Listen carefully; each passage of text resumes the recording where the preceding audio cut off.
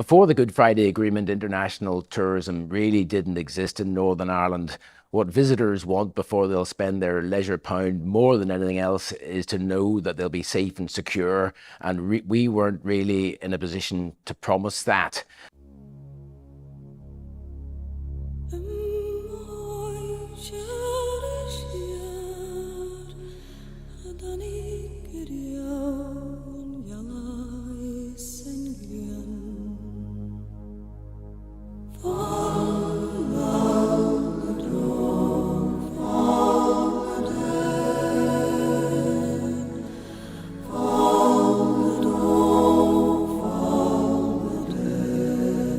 Well, I think it's an interesting place if you want some excitement, but quite frankly, one cannot, in all honesty, say that it's a very attractive place for obvious reasons. Look at all the jeeps and the army sculling around the place. Look at all the bomb damage. It's not really, I'm afraid to say, a great tourist centre at the moment. Well, I did live in Germany in the late 80s, early 90s, and my job then was to sell Northern Ireland as an investment location. And it was incredibly difficult to do that. And I had colleagues of mine who were working for what was then ITIC at the time, and they were based in Frankfurt.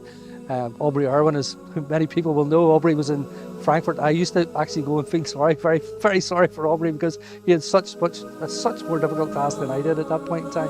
The 90s were a huge turning point for a whole host of reasons.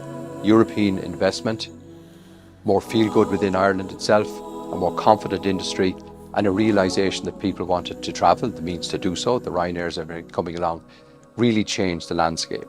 Both jurisdictions, and the politicians who were helping to drive this forward, were looking at areas of cooperation, areas where it made sense for both jurisdictions to work together for mutual benefit.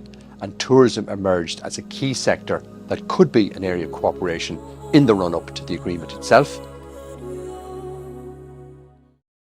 This has been a truly remarkable experience for me, and while I've engaged in many important public policy matters, I can say to you that never have I felt a sense of gratification and responsibility and gratitude that I feel today. Will you walk with me through this world? Things have just changed dramatically, and the Good Friday Agreement has been the catalyst to all of that, really. Well, I think what came along with the Good Friday Agreement was a sense of hope, a sense of renewed confidence, a sense of pride that hadn't been here for a quarter of a century. And people felt that there was an opportunity to rebuild the tourism industry.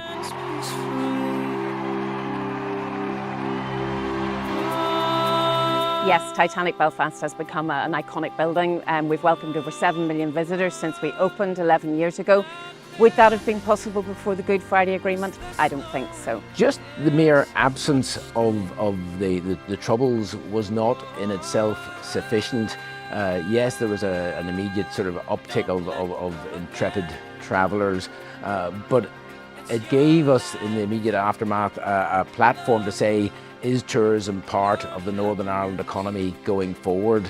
And that decision was taken slowly, and it was really from 2007 onwards that we put a programme in place to deliver product that would be in the front of the shopping basket when we were selling overseas. They were known at that time as the signature project, the most significant of which remains Titanic Belfast, but others included the Giant's Causeway Visitor Centre, putting it under the management of the National Trust, the walled city of Derry. The time Titanic Belfast the conception came about, we had some really visionary civil servants and ministers who could see the value and the benefit of tourism.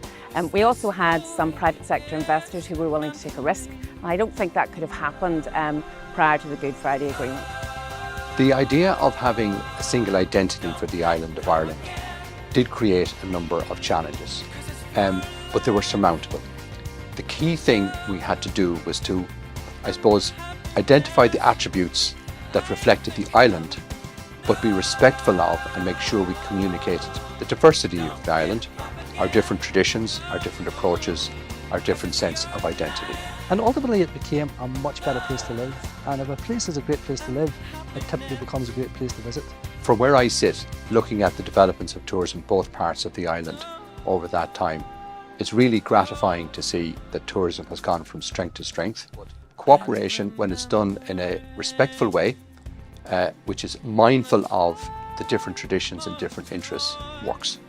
We have spent 25 years trying to break down those barriers. Really what we do not need is for those barriers to be rebuilt in any shape or form. So hopefully, as we get closer to the implementation period for the ETA, people will see some sense and some practical solutions will be brought to bear to make sure that the potential impact of that doesn't actually materialise. I don't believe that Brexit of itself has changed the fundamentals of trying to promote the island of Ireland.